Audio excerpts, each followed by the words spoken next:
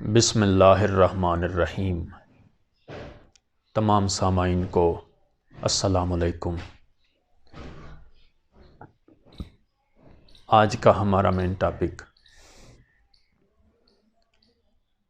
سر سید احمد خان کی تعلیمی خدمات، دا ایجوکیشنل سروسز آف سر سید احمد خان۔ سر سید احمد خان ایک ایسا شخص، ایک ایسا پیڑ جس کا سایہ پورے ہندوستان پر رہا، تمام اقوام نے اس سے فائدہ اٹھایا۔ ان کی خدمات میں تعلیمی خدمات، کون کون سے سکولز انہوں نے قائم کیے، کون سی سوسائٹیز انہوں نے بنائی، کانفرنس بنائی، کون سی بنائی، کب بنائی، کون سی شخصیات ان کے ساتھ تھیں، آج ہم یہ تمام سوالات اسی لیکچر میں کور کریں گے۔ دو کتابوں سے استدلال کرتے ہوئے اور تشریحات بیان کرتے ہوئے، ایک کتاب ڈبلیو ہنٹر کی لکھی ہوئی دا انڈین مسلمانز، اور دوسری تحریک پاکستان شیخ محمد رفیق صاحب اور ان کے ساتھیوں کی لکھی ہوئی، دونوں ہی اہم کتابیں ہیں۔ تھوڑا سا پس منظر جس میں مسلمانوں کی تعلیمی تنزلی کس حد تک تھی، جس میں سر سید نے مسلمانوں کی ڈوبتی ہوئی کشتی کو سہارا دیا، تعلیمی میدان میں کس حد تک ان کی خدمات تھیں۔ انگریزوں کی حکومت سے پہلے جب مسلمانوں کی حکومت تھی تو ایک ادارہ ہم دیکھتے ہیں، عدلیہ۔ عدلیہ میں 100% مسلمان تھے اور تمام مقدمات مسلمان ججز ہی سنتے تھے۔ مگر انگریزوں کی حکومت آئی 1871 تک، جنگ آزادی سے پہلے اور جنگ آزادی کے بعد تک انگریز اور ہندو ججز تھے عدالتوں میں، اور مسلم لاز کو وہ تو جانتے ہی نہیں تھے۔ اس لیے مسلم لاز کو، مسلمانوں کے مقدمات کو سننے کے لیے مسلمان جج کوئی نہیں تھا، اور ان کے مقدمات انگریز اور ہندو ججز سنتے تھے۔ کس حد تک ان عدلیہ میں یہ بیکورڈ تھے تعلیمی لحاظ سے۔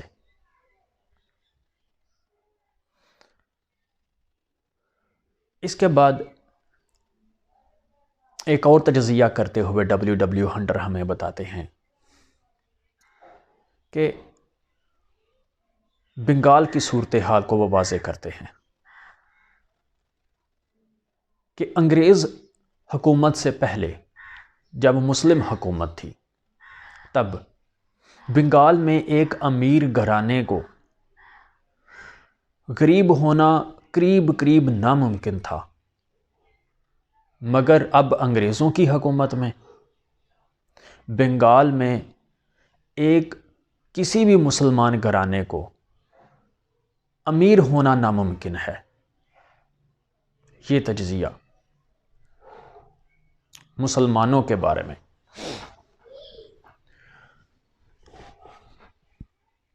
اس کے بعد ڈبلیو ہنٹر کی ہی کتاب سے استدلال کرتے ہوئے 1869 میں جب اسامیاں آتی ہیں، ویکنسیز آتی ہیں پبلک ورکس ڈپارٹمنٹ کی،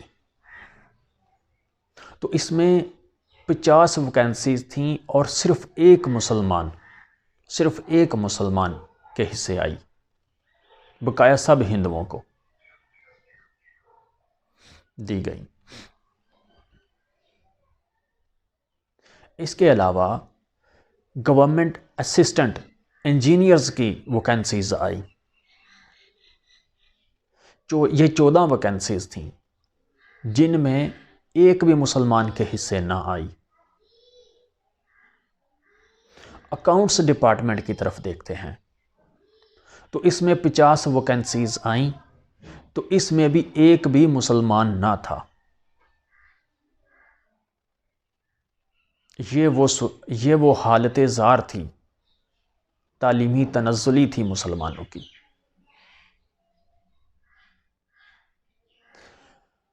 اگر اس کو مزید دیکھا جائے تو ڈبلیو ہنٹر کے ہی مطابق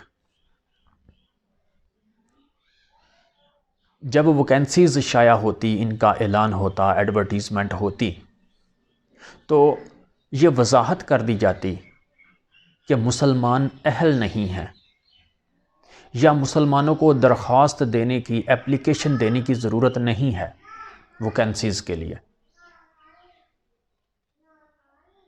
یہ ویکنسیز مسلمانوں کے لیے ہے ہی نہیں۔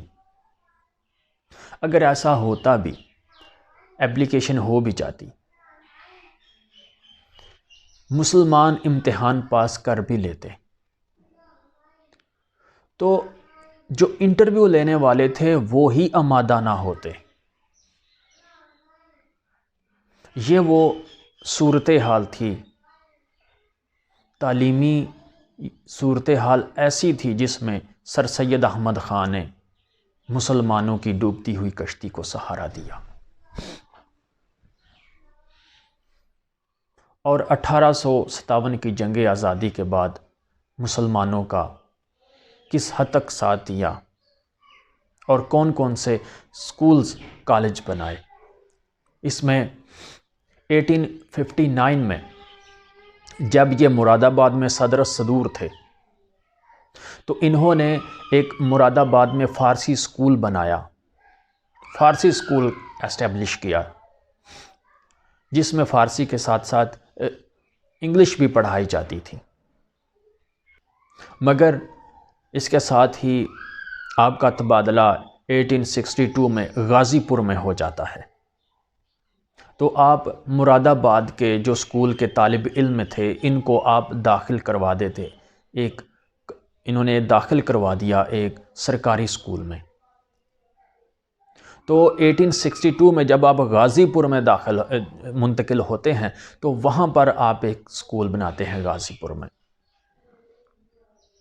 یہ آپ کا تعلیمی خدمات کا آغاز تھا۔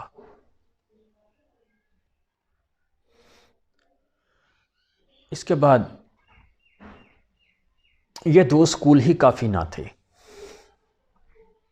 مسلمانوں کی اس حالت زار کے لیے۔ سر سید احمد خان نے 1863 میں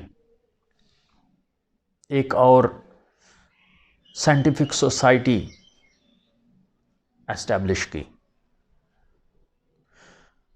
اس سوسائٹی کا مقصد کیا تھا؟ اس سوسائٹی کا مین مقصد یہ تھا کہ جو یورپین جدید تعلیم ہے، جو انگلش لٹریچر ہے، اس کو اردو میں شائع کروانا، انگلش اور اردو دونوں میں مقامی لوگوں کو اس کے متعلق آگاہی دلوانا۔ اس کے لیے آپ جب غازی پور سے علی گڑھ منتقل ہوئے تو آپ نے علی گڑھ میں 3000 روپے کی لاگت سے اس وقت ایک بلڈنگ بنوائی، وہاں پر آپ نے دفاتر قائم کروائے، تو ایک باقاعدہ طور پر سائنٹیفک سوسائٹی کا آغاز کر دیا، اور اس سے آپ نے ایک ہفت روزہ، یعنی کہ ایک ہفتے میں ایک دفعہ ایسے عنوانات پر مضامین شائع کروائے جاتے جس میں ایک کالم انگریزی کا ہوتا اور دوسرا کالم اردو کا، تاکہ جو معاشرے میں لوگ ہیں وہ آسانی سے جدید علوم کو سمجھ سکے۔ بعد میں اس کو 100 روزہ کر دیا گیا، 3 دن کے بعد یہ شائع کروانا شروع کر دیا گیا۔ اور اس کا ایک اور مقصد بھی تھا، انگریزوں کے ساتھ مسلمانوں کے رابطے کو بڑھایا جائے، مضبوط کیا جائے۔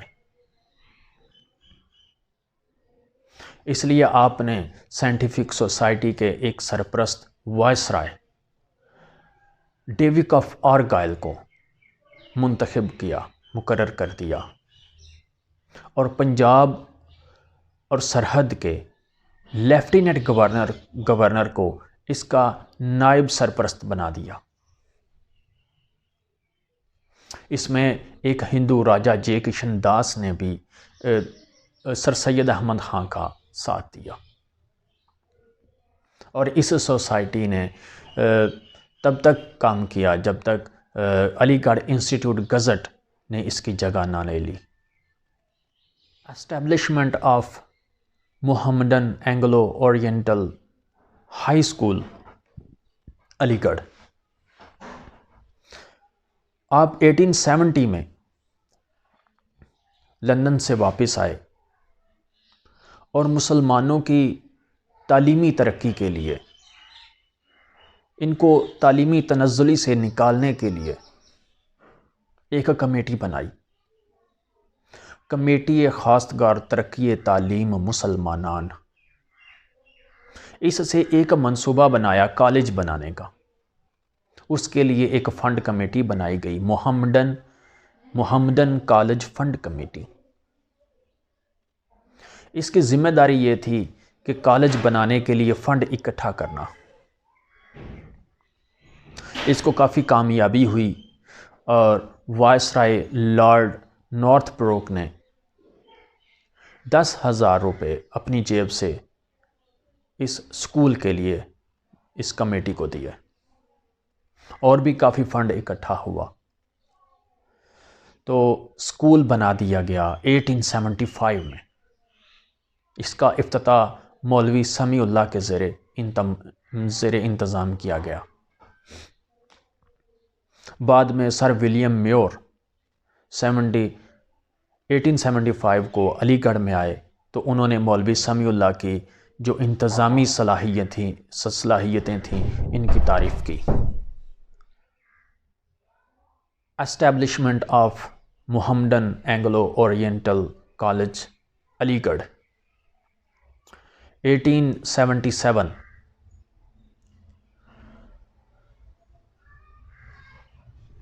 1875 میں اسکول قائم کر لیا گیا، MAO ہائی اسکول، اور اس کے بعد جو کالج کی فنڈ کمیٹی تھی اس کو کافی حد تک فنڈ اکٹھا کرنے میں کامیابی ملی۔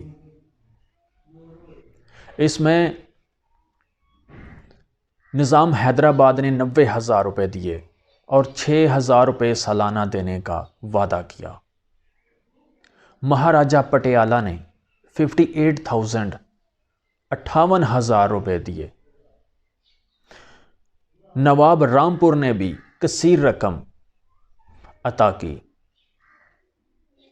گورنمنٹ کی طرف سے سالانہ گرانٹ 4,200 روپے، جو بعد میں بڑھا کر تو 12,000 روپے کر دی گئی۔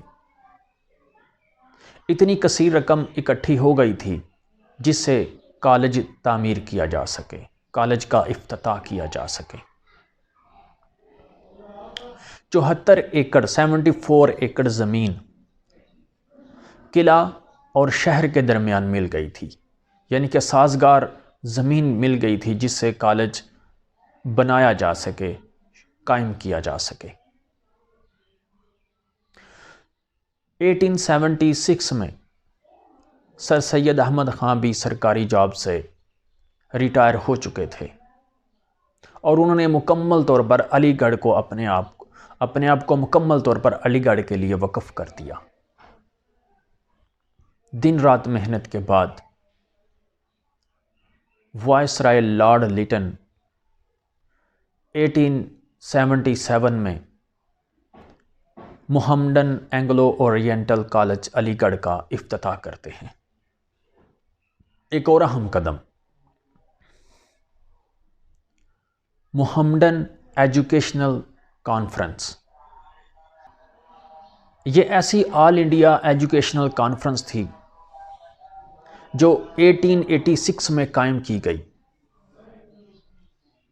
جس کا مین مقصد یہ تھا، ظاہر ہے ایک کالج، چند سکولز پورے ہندوستان کے مسلمانوں کے لیے تو ناکافی تھے، جو حالت زار آپ کے سامنے تھی۔ اس کے لیے آپ نے اس کانفرنس کو بنایا۔ اس میں مولانا شبلی نعمانی، محسن الملک، مولوی سمیع اللہ، الطاف حسین حالی، یہ ایسی شخصیات آپ کے ساتھ تھیں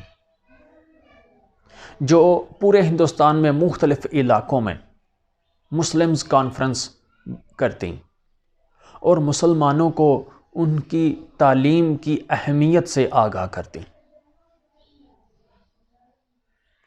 اور مسلمانوں کے یہ وہ آل انڈیا محمدن ایجوکیشنل کانفرنس تھی جو 1906 آل انڈیا مسلم لیگ سے پہلے مسلمانوں کے تمام حقوق کو دفاع کر رہی تھی،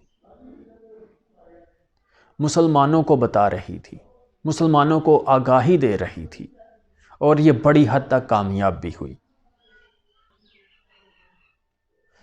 یہ تھیں چیدہ ایجوکیشنل سروسز افسر سید احمد خان۔